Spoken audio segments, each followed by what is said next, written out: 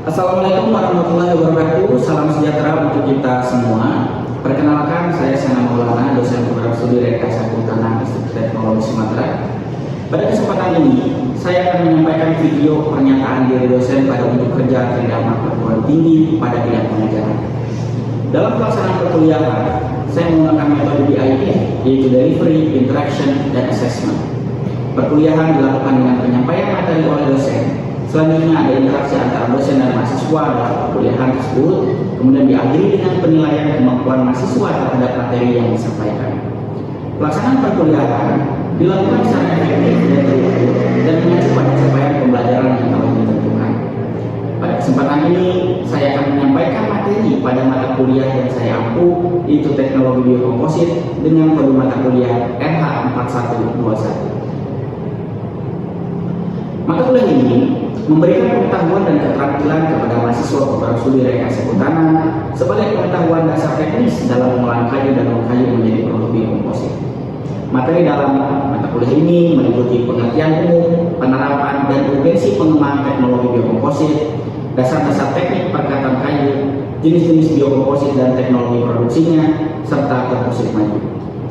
Capaian pembelajaran mata kuliah diturunkan dari capaian pembelajaran lulusan program studi. Capaian mata kuliah ini yaitu yang pertama adalah mahasiswa mampu menganalisis ruang lingkup teknologi biokomposit dan perkembangannya, mahasiswa mampu menelaah peran dan peranannya dalam bidang teknologi biokomposit, mahasiswa mampu menganalisis dan mengevaluasi berbagai macam produk biokomposit dan perkembangannya, serta mampu merancang proses produksinya. Yang keempat, mahasiswa mampu menganalisis, mengevaluasi, dan merancang modifikasi yang diterapkan dalam teknologi biokomposit. Selanjutnya adalah mahasiswa mampu mengevaluasi penerapan ilmu dalam teknologi biokomposit maju. Mata kuliah ini diampu oleh dua orang dosen, yaitu saya dan juga Pak Rio Ardiansyah Moda, dengan materi ada 14 minggu pertemuan dan 2 minggu pertemuan untuk ujian tengah semester dan juga ujian akhir semester. Materi pertama yang kami sampaikan yaitu kontrak kuliah dan ruang lingkup teknologi biokomposit, peranan perkataan dalam biokomposit, klasifikasi perkat dan penggunaannya, faktor yang berpengaruh dalam perkataan, teknik perkataan kayu, pengembangan produk papan partikel dari bahan lignin selulosa, teknologi pengembangan produk papan serat, lalu ujian semester. Selanjutnya pada sesi UAS, materi yang disampaikan adalah teknologi pengembangan produk plywood, teknologi pengembangan produk oriented strand board, teknologi pengembangan produk blue laminated timber, teknologi pengembangan produk laminated veneer lumber, teknologi pengembangan produk cross laminated timber, modifikasi dalam teknologi biokomposit, juga ilmu dalam teknologi biokomposit maju, lalu ujian akhir semester. Terdapat beberapa pustaka utama yang kami gunakan sebagai acuan dalam penyampaian materi teknologi biokomposit. Pada awal perkuliahan, saya membahas dan menyepakati kontrak perkuliahan bersama mahasiswa dan dibuktikan dengan penandatanganan kontrak kuliah antara dosen dan mahasiswa. Pada kontrak perkuliahan akan dibahas beberapa hal. Yang pertama adalah kehadiran dan peraturan kelas, seperti toleransi keterlambatan dengan alasan yang dapat ditoleransi tentunya, penggunaan pakaian yang sopan dan rapi, serta menjaga kelas tetap kondusif. Yang kedua adalah penilaian. Karena mata kuliah teknologi biokomposit adalah mata kuliah dengan bobot 3 SKS yang terdiri dari 2 SKS perkuliahan dan 1 SKS praktikum, serta menerapkan proses pembelajaran berbasis proyek, maka komposisi penilaian terdiri dari 15% UTS, 15% UAS, 60% project based learning, dan 10% adalah tugas, dengan rentang huruf mutu sebagai berikut. Mata kuliah teknologi biokomposit juga menggunakan e-learning, yaitu Google Classroom yang dapat diakses oleh mahasiswa. Pada Google Classroom, saya membuat topik-topik tertentu, mulai dari materi-materi ujian semester, materi ujian akhir semester, laporan pembelajaran berbasis proyek, dan lain sebagainya. Selain itu, untuk memudahkan komunikasi, juga dibuat WhatsApp group antara dosen dan juga mahasiswa. Baik, seperti itulah deskripsi atau penjelasan singkat mengenai mata kuliah teknologi biokomposit. Selanjutnya saya akan menampilkan proses pembelajaran pada mata kuliah teknologi biokomposit. Assalamualaikum warahmatullahi wabarakatuh. Selamat sore semuanya. Waalaikumsalam warahmatullahi wabarakatuh. Selamat sore, Pak. Apa kabar? Alhamdulillah, baik Pak. Ini lemes-lemes semua, masih lemes. Kita akan kuliah hari ini ya, walaupun sore tapi mudah-mudahan kita kuliahnya semangat ya dan bisa bermanfaat untuk kita. Nah, hari ini kita akan belajar mata kuliah teknologi biokomposit tentang oriented strand board. Setelah teman-teman waktu sesi UTS kita belajar kenapa sih teknologi biokomposit itu perlu begitu. Kemudian kita belajar mengenai perkataan ya, sampai ke kita bagaimana membuat produk komposit, khususnya saat itu papan partikel ya sesi UTS. Kemudian yang minggu lalu itu plywood. Nah, hari ini kita akan membahas mengenai oriented strand board ya teman-teman ya. Oke, kita lanjutkan. Nah, untuk CPMK-nya seperti yang pernah saya sampaikan ya, di dalam kontrak kuliah itu ada 5 yang ini. Kemudian untuk sub CPMK-nya yaitu hari ini, setidaknya Anda itu setelah selesai kuliah ini Anda akan mampu menganalisis, mengevaluasi, dan merancang teknologi pengembangan produk oriented strand board ya. Dan ini adalah outline yang akan kita akan kita sekarang pelajari ya, mengenai pendahuluan, definisi, sejarah singkatnya oriented strand board. Kemudian kita akan pelajari proses pembuatan dan aplikasinya. Kemudian juga bagaimana nantinya itu potensi pasar dari OSB. Dan kita akan lihat studi kasus yang penelitian OSB yang baru begitu ya. Oke. Nah, kalau kita lihat nih ya teman-teman ya, definisi OSB, oriented strand board ya, atau orang biasa seringnya itu manggil itu OSB. OSB itu adalah panel komposit struktural ya, yang terbuat dari untayan panjang dan tipis. Panjang dan tipis itu strand ya. Pernah saya sampaikan waktu awal-awal itu strand. Jadi sekitar seginilah ya, setangan gini, tipis. Ada juga yang segini, tipis-tipis gitu ya, panjang tipis, itu strand namanya. Kemudian kita susun ya sedemikian rupa sehingga bagian permukaan itu tegak lurus dengan inti tegak lurus dengan bagian permukaan atas maupun bawah begitu ya. Nah, kemudian kita rekatkan dia menggunakan pengepresan panas begitu. Itulah OSB. Kalau kita lihat yang tadi saling tegak lurus itu kira-kira begini ya teman-teman ya. Yang ini arahnya ke bawah nih, yang ini arahnya ke sebelah kanan, yang ini ke sebelah bawah lagi. Jadi dia saling tegak lurus sehingga akan berbentuk seperti ini produk akhirnya itu. Nah, itu gambaran kira-kira OSB. Nah, sebelum saya memberikan kuliah lebih lanjut, saya ingin bertanya, kan kemarin kita udah belajar mengenai papan partikel ya, dan juga plywood. Ada nggak di sini yang bisa hanya dari sebatas ini aja kita bisa lihat ya sebetulnya perbedaan antara OSB kemudian dengan papan partikel dan juga plywood?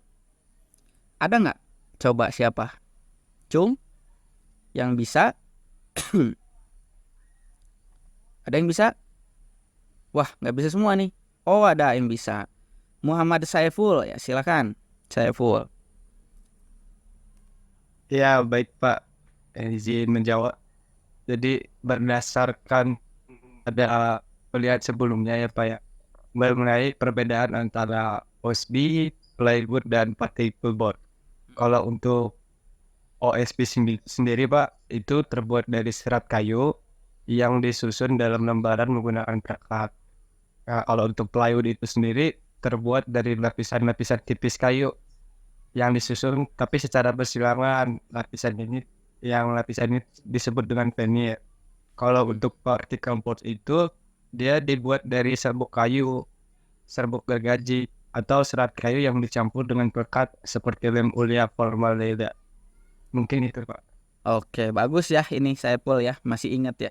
Seru, ini hanya perbedaan dasar aja ya. Perbedaan dasarnya, kalau OSB kan terbuat dari strand gitu ya tadi. Kalau papan partikel terbuat dari partikel-partikel begitu. Kalau plywood ya terbuat bukan dari strand, dari partikel, tapi dari veneer namanya tadi sudah disinggung oleh Saiful. Vinirnya kita susun saling tegak lurus juga begitu ya. Oke, terima kasih Saiful. Nah, kita akan lihat sekarang sejarah singkat. Ini sejarah singkat yang singkat banget sebetulnya ya teman-teman ya. Jadi tahu sebetulnya konsep OSB ini pernah dirumuskan oleh Armin Elmendorf. Nih namanya ya. Jadi beliau itu merumuskan konsep OSB pada tahun 1949. Ya. Kemudian dia itu mematenkan penemuannya ini tahun 1965. Sampai muncullah pada tahun 1970-an produk yang namanya itu waferboard. Ya, waferboard di pasaran.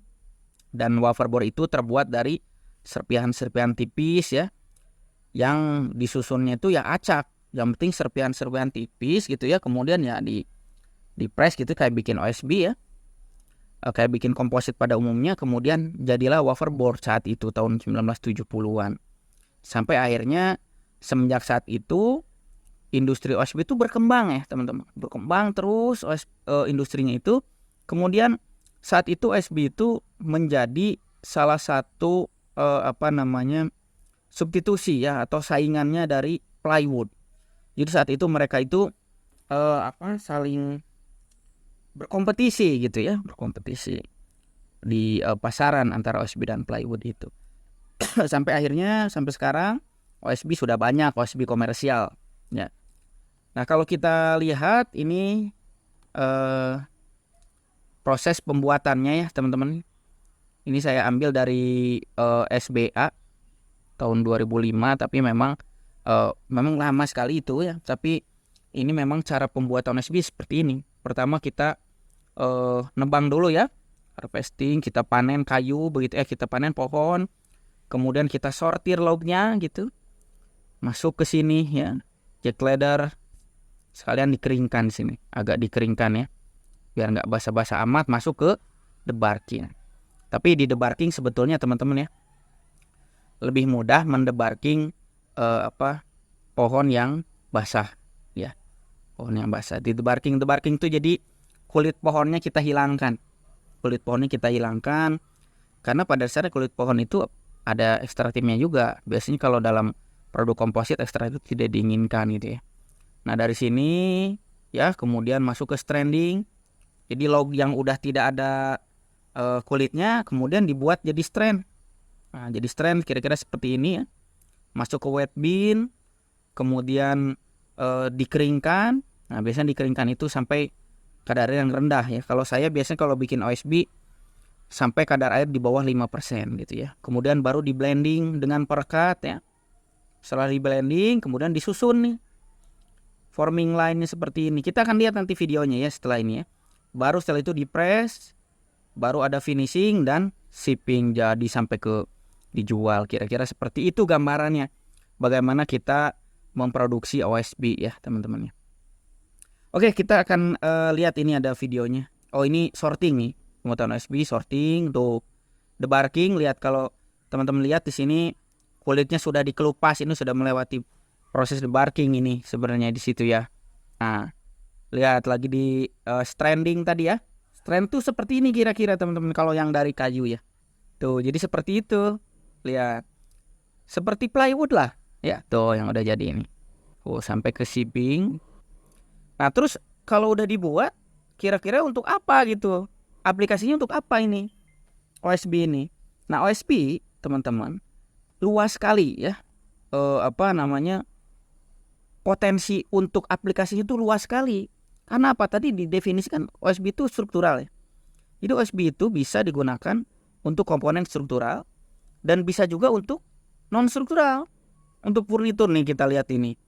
Ini ada dekorasi indoor ya, untuk lantai, pelapis dinding gitu ya, plafon yang atap itu. Kemudian meja, pintu, kursi, dipan, kabinet, bahkan untuk pengepakan begini ya. Dan untuk konstruksi. Jadi luas sekali teman-teman ini OSB ini aplikasinya ya, luar biasa. Jadi sayang sekali kalau kita tidak menguasai teknologi untuk OSB ini ya. Kita lanjutkan lagi. Nah, ini ada perkiraan pasarnya. Potensi pasar, ya, potensi pasarnya seperti apa. Jadi kalau kita lihat ya, pasar global OSB itu menghasilkan 25,6 miliar dolar ini ya pada tahun 2020. Dan diperkirakan akan mencapai 44,3 miliar dolar pada tahun 2030. Ini potensi pasar yang sangat besar gitu. Jadi ini luar biasa ini OSB ini pasarnya. Setidaknya sampai 2030 itu meningkat sekali ya. Potensi kalau kita lihat nih berdasarkan penggunaannya, dia untuk konstruksi aja meningkat terus. Ya. Untuk packaging meningkat dan untuk kebutuhan lainnya juga. Jadi potensi pasarnya melimpah. Kemudian bahan baku juga OSB itu kan sebenarnya karena tadi dari serpihan kayu, jadi sebenarnya akan meminimalkan cacat pada kayu kan ya. Akan meminimalkan cacat pada kayu. Kenapa? Karena kalaupun ada cacat misalkan mata kayu gitu nggak akan kelihatan lagi gitu. Karena kita menggunakannya serpihan-serpihan kayu. Gitu teman-teman ya. Nah, sekarang kita masuk ke studi kasus penelitian tentang OSB ya. Kita akan melihat sebetulnya OSB itu tidak hanya bisa dibuat dari kayu, tapi bisa juga dibuat dari bahan lain seperti bambu gitu ya. Sebelum kita lanjut, silakan ada yang mau bertanya? Oh, saya full lagi. Oke. Yang lain kemana nih? Yang lain? Silakan, saya full ya. Iya, baik Pak. Terima kasih Pak. Jadi tadi kan sudah dijelaskan ya Pak ya, bahwasannya pemanfaatan yang sangat luas. Misalkan saja bisa untuk lapisan lantai, terus dinding dan atap. Nah, dari pemanfaatan tersebut, apakah ada perbedaannya Pak OSB yang digunakan untuk lapisan lantai, dinding, dan juga atap Pak? Terima kasih. Oke. Ini bagus ini, Saiful ya. Jadi ya teman-teman ya, kalau kita mau buat OSB, itu tuh bisa kita setting. Ya, bisa kita setting ukurannya mau berapa yang kita buat dimensinya ya. Kemudian kerapatannya mau berapa bisa kita setting. Nah, jadi ada perbedaan. Kalau kita mau buat untuk lantai tadi ya, pelapis lantai biasanya itu kita buat yang lebih tebal. Kita buat OSB yang lebih tebal. Terus biasanya permukaannya itu agak kasar ya biasanya. Karena ini dipakai di luar ya. Kenapa agak kasar? Karena biasanya setelah ada pelapis OSB itu, kemudian ada lapisan penutupnya. Jadi ada lapisan penutupnya lagi. Sehingga kalau yang agak kasar ada buat mencengkram gitu ya. Buat mencengkram bahan penutupnya itu. Atau misal ya penutup seperti karpet gitu ya. Dan sebagainya. Kalau untuk dinding dan plafon itu biasanya dia lebih halus ya. Lebih halus, kemudian tidak terlalu tebal juga tidak apa-apa karena memang fungsinya hanya untuk ya pelapis dinding aja gitu ya. Begitu. Dan untuk lantai ya terutama hardness-nya kekerasannya harus bagus ya. Ya seperti itu Saiful, bagus ini pertanyaannya ya. Oke, kita coba lanjutkan ya. Nah, kemudian kita ke studi kasus. Nah, studi kasus kita hari ini adalah langsung kita lihat penelitian, dan ini yang saya lakukan juga, penelitian yang saya lakukan tentang OSB tapi dibuat dari bambu. Sebagai bahan konstruksi, bambu potensinya besar banget ini. Kekuatan tarik bambu itu superior. Ya, kalau kita bandingkan apalagi dengan harganya, dengan ringan gitu bambu ya, kekuatannya tinggi, kekuatan tariknya tinggi. Kemudian kekuatan tekan geser, kekuatan tekan geser, lentur gitu ya, itu lebih tinggi dibandingkan dengan kayu gitu ya. Sehingga dia itu potensial sekali untuk menjadi kompetitor bagi material lain. Dan penggunaan bambu udah dari lama. Contohnya ini rumah-rumah tradisional. Dan tidak cuma di Indonesia ya, teman-teman semua ya. Tidak cuma di Indonesia. Oke. Kita lanjutkan lagi ya. Tidak cuma Indonesia, di beberapa negara juga. Nah, kemudian dari keunggulan itu saya melihat bahwa bambu itu pemanfaatannya itu belum optimal karena diameternya itu kecil ya bambu kan, kemudian hollow lagi tengahnya tuh ada lubangnya. Jadi kalau kita mau bikin papan itu, bikin meja dari bambu atau bikin dinding, ya jadi susah gitu ya. Kemudian variabilitasnya juga tinggi, rentan terhadap serangan perusak. Kalau kita awetkan malah turun kekuatannya gitu. Makanya kita coba bambu. Saya dan tim saya mencoba bambu, kita ubah menjadi produk biokomposit yaitu Bamboo Oriented Strand Board namanya atau BOSB gitu ya teman-teman. Nah ternyata pada saat saya membuat ini ya OSB dari bambu, ini bambu Indonesia ya, bambu andong dan betung. Ini di negara di kita ya. Ini bambu moso di Korea yang saya bandingkan itu ya. Ternyata bambu kita itu memiliki ekstraktif yang tinggi. Ini bambu moso medium ya, bambu andong high, betung high. Ekstraktifnya tinggi. Ini jadi masalah nih ya, ekstraktif. Nah kalau kita akibat hal ini ya, kalau kita buat dia jadi produk komposit, ternyata itu jadi mengganggu gitu ya. Jadi mengganggu dia. Udah dicoba pernah menggunakan perekat MDI. Bisa memenuhi standar di 5%. Tapi MDI mahal. MDI ya. MDI itu mahal. Jadi kita coba di perekat yang lebih murah gitu ya. Menggunakan PF tapi ternyata dibutuhkan lebih tinggi ini konsentrasinya itu. Kan ini akan ngaruh juga ke biaya ya. Apalagi ini PF itu fenol formaldehida itu dia itu ada bisa potensial, bukan potensial ya, berpotensi juga dia bisa menimbulkan emisi gitu ya, emisi formaldehida. Sehingga perlu kita tekan. Selain itu kalau kita lihat dari biayanya, ternyata teman-teman semua, biaya perekat dalam pembuatan biokomposit itu bisa mencapai 32% dari seluruh biaya produksi. Nah, oleh karena itu saya coba nih di dalam penelitian ini membuat modifikasi pada bambu Indonesia gitu ya. Gimana caranya kita membuat modifikasi yang murah, mudah dan sederhana gitu. Sehingga si bambu kita tuh bisa dibuat menjadi produk komposit ya OSB ini, tapi kualitasnya bisa sama dengan bambu yang di negara-negara temperate gitu, seperti bambu moso. Nah, di sini saya mencoba memodifikasi menggunakan modifikasi steam. Jadi saya steam bambunya, strandnya, kemudian dibilas menggunakan basa lemah ya. Oke, sampai sini ada yang mau bertanya? Bisa diikuti? Bisa, Pak. Oke, baik.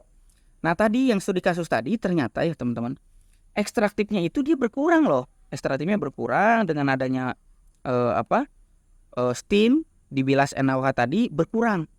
Nih ya kalau kita bandingkan tuh.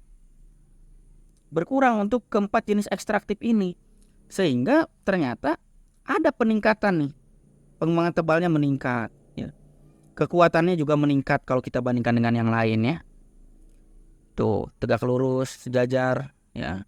MOR-nya, IB-nya juga dan kuat pegang skrupnya juga membaik gitu ya. Dan ini sudah dipublikasikan ya. Ini sebenarnya datanya sudah dipublikasikan di salah satu jurnal Trinix Scopus Q1 yang ini.